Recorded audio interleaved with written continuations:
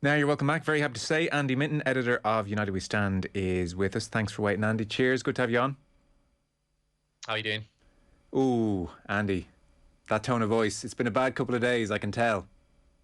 Been a bad few days. I'm getting absolutely hammered as well with calls. And, well, you have these days, don't you? The last time it was when Cristiano Ronaldo signed. And the last couple of days has been after Manchester United 0, Liverpool 5. So it's all part of what I do. I accept that. And the calls that come with it as well. I don't do a lot of them, but it's also part of my job as well. Well, let's get straight down then to business. What are you hearing about Solskjaer's immediate position? Because that's obviously the big issue at the moment, a couple of days on. That his position is safe for now. And does for now extend very far beyond the Spurs and Man City games, or not so much? I don't think a date has been set for sacking him. I know that there's concern, as there would be, because of the results, because of the performances. But the stories yesterday saying that he'd been sacked or was about to be sacked imminently, to my knowledge, are and were inaccurate. And my sources for that information are people I've trusted for a long time, people who are really well placed to give me that information. And maybe they're wrong, but I trusted it enough to be saying to yourselves, for example, and then to other people who I work for.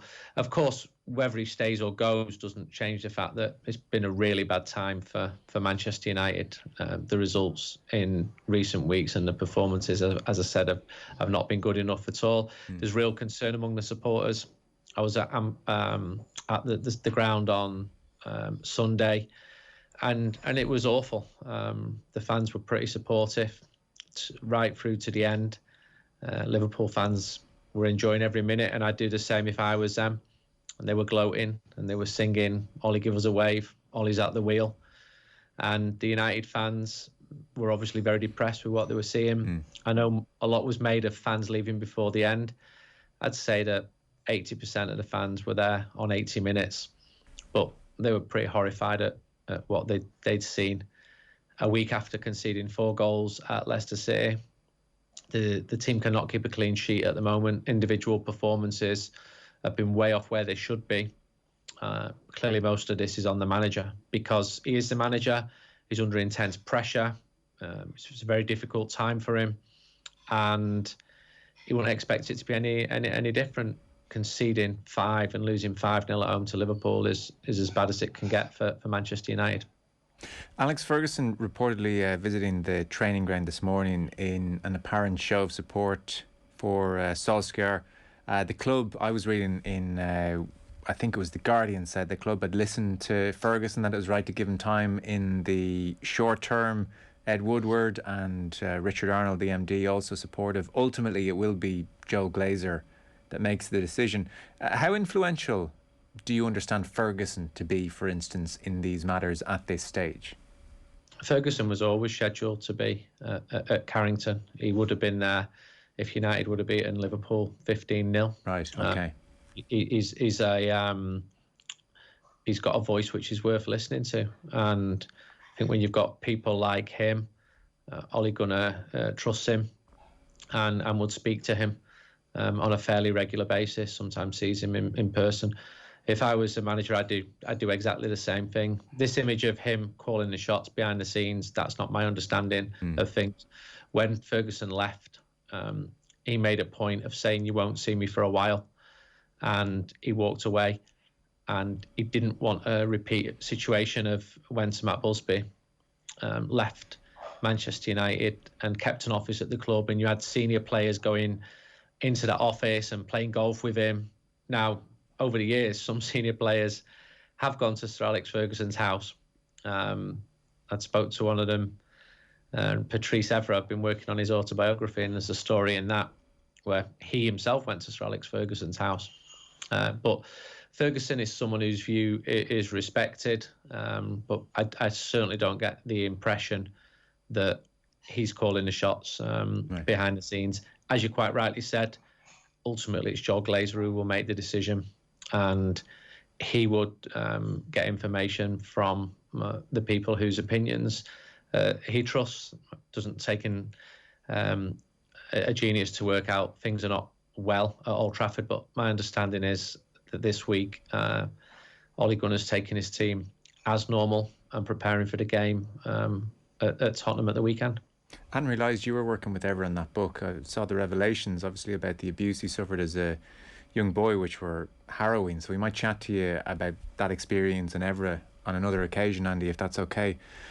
Yeah, that's fine. I've been working with him on it since 2015. Right. Obviously, I had to keep everything to myself because as the ghostwriter, my job is to capture Patrice's voice and produce a brilliant book, which is worth buying.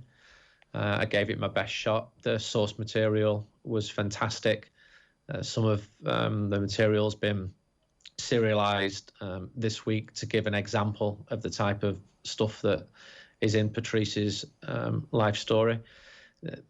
The reason I did it was because one of his former teammates said to me, "You really need to speak to Patrice. He's got the most incredible life story." I didn't know Patrice beyond being a journalist in a mix zone, but right. I was put in touch with him, and it went from there, and the book's out this week. Okay, good man. Well, let's chat about that again at some stage. Before time comes too much against me, for instance, again, the piece I read just in the last hour or so, Jamie Jackson, and this kind of information has been replicated across various sources. So the politicking that goes on during a crisis like this has started. So to quote, for instance, several dressing room sources have told The Guardian that Saturday's defeat has crystallised a lack of belief in Solskjaer being a good enough manager for United. The 48-year-old is considered tactically underwhelming while being well liked by the squad and within the wider club. So that message has absolutely started to come out in the last 48 hours in a big way. What are you hearing about the dressing room and how it views Solskjaer, Andy? I think they like him as a person. I think when any sports team is losing matches, blame will start to be apportioned. When I start hearing players are saying this and that, my first reaction is the players should be thinking themselves because they too have been failing. I think for Ole Gunnar, what goes against him is his past. He doesn't have the CV of some of the rival managers, but the main thing is results. And when you're in charge of Manchester United and the results are as bad as they have been, the criticism's going to fly, and it is flying. And I think if you asked every single player who plays for Manchester United, do they have doubts? I'm sure at times they do. I don't think there's a consensus. I don't think they all think exactly the same. I think the players who are not getting picked are far more unhappy at those being picked. And players can be pretty selfish as well, which isn't always a good thing. And I've got a lot of people who tell me information from there. When everything's going well, there are lots of claimants to the success. And when there are not, the finger gets pointed sometimes at the manager. Sometimes fairly, sometimes unfairly. Yeah, I've no doubt.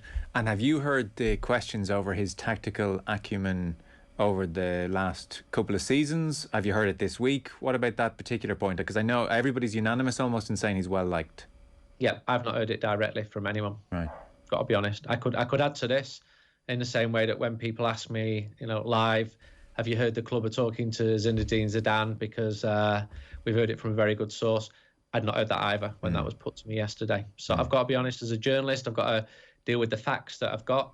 And if the manager was sacked, it wouldn't stun people. But to my knowledge, there is no intention to sack him at the moment. Clearly, this can't go on. It just cannot go on at all. It's been a pretty desperate October, and even before that. But if you go back 5 or 6 weeks, the mood was actually all right. The season had started well in terms of results, again, if not performances. And the feeling was Rafael Varane had come in, Cristiano Ronaldo had come in, Jadon Sancho had come in. United was second last year. There's a realistic chance of a title challenge this year, of trophies. And United look pretty far away from that point at the moment. Whether Ole can come back from this, I mean, if he can, it'd be his greatest comeback since what he did in Camp Nou. As a supporter, I've got doubts myself. Of course I have. I was watching that game at the weekend thinking, whoa, what on earth is going on here? And it was the same a week earlier against Leicester. And even when United had beaten Villarreal and Atalanta, They had to come from behind both times. Really exciting for a neutral, and I left the ground sharing in the euphoria of some of the other supporters as well, but there were lots of question marks and worries as part of that. And I've seen times when I've absolutely questioned some of the substitutions and some of the tactics. I've done the same with every manager, to be honest. Yeah. To be fair, I don't think either of us were enamoured with any of the performances we saw this season. Something has gone awry after the promise of last season. I mean, right back to the September games, there was just something not quite right. Even Southampton away and Wolves away, these were underwhelming and these were worrying, and now it's really bubbled up into the horror show that was Sunday. Why do you think it has gone so badly awry this season thus far, Andy, after, I think, to be fair, the legitimate promise of last year? Yeah, it was a legitimate promise. And as I said, I was optimistic going into this season. And when I spoke to one fan for our podcast before the first game, and he was such a doom monger, people were laughing at him because he was so pessimistic. There's a lot of pessimism about now. I think, look at the individuals. Okay, Luke Shaw and Harry Maguire were two of the best players last season. They've been two of the worst this year. The best has been David De Gea, who's obviously being kept busy. The team's conceding far too many goals. Maguire's injury hasn't helped, nor has Rafael Varane's. Not getting a right back, that didn't help either. Cristiano Ronaldo came in late. I think he's a blessing and a curse. He's such a big ego and personality that he gets the stats, he gets the goals. That knocks Edinson Cavani's probable minutes on the pitch off kilter. He too had to quarantine. Marcus Rashford's been coming back from injury. I think you've got low confidence on some of the players. Bruno Fernandes not playing as well as he could do. Paul Pogba being pretty inconsistent. Both of them started the season well and then dipped. Mason Greenwood's probably been the best player. So collectively, not as good as it should be. Individually, I think you can ask question marks of pretty much all of them. And I don't think you can look like Liverpool did a year ago and say, we've got all of these injuries. This is terrible, because United have had injuries. But as you said, even when United have got wins, like against Wolves, United were lucky to get that win. That was worrying, yeah. The draw. Yeah. That's a good example. And I'm sure Villarreal and Atalanta, who both welcome Manchester United in the next month, they'll be absolutely vengeful because they feel they deserve something at Old Trafford. And they probably did. So United can't control games. There's a lack of balance within the team. They actually thought they prepared well for the Liverpool game. Again, I'm dealing with facts. The players thought that they had prepared well for the game and went into that match in optimistic mood. Within 2 or 3 minutes, that had all gone. But that's how it was going into that game. Right. So maybe there's a disconnect between the reality and the perception. And maybe Jurgen Klopp is miles better than Ole Gunnar Solskjaer. The league table said otherwise last year. The year before, Liverpool were clearly much, much better. It's a bad time for Solskjaer. He's got to start winning. If he's going to keep his job, he has to start winning. There's no plan B here. No. And it's not like when he'd been there for 6 months or even a year saying, I've inherited this team. He's been there nearly 3 years now. And to get 3 years at one of the biggest clubs in the world, that shows remarkable patience on the side of the club, but also the fans who were cheering him right up until last Wednesday against Atalanta. I interviewed him after the game. The fans were singing his name. And those were fans who were probably saying, I love Ollie, but, and the but is, we don't know where we're going with this. And we still don't know. Andy Mitten, editor of United We Stand. Thanks so much, Andy. Appreciate it. I know you're busy. Cheers. Thank you. Cheers. Andy Mitten there. Football on off the ball brought to you by Sky. All the football you love in one place across Sky Sports, BT Sport and Premier Sports. Back in 1 sec.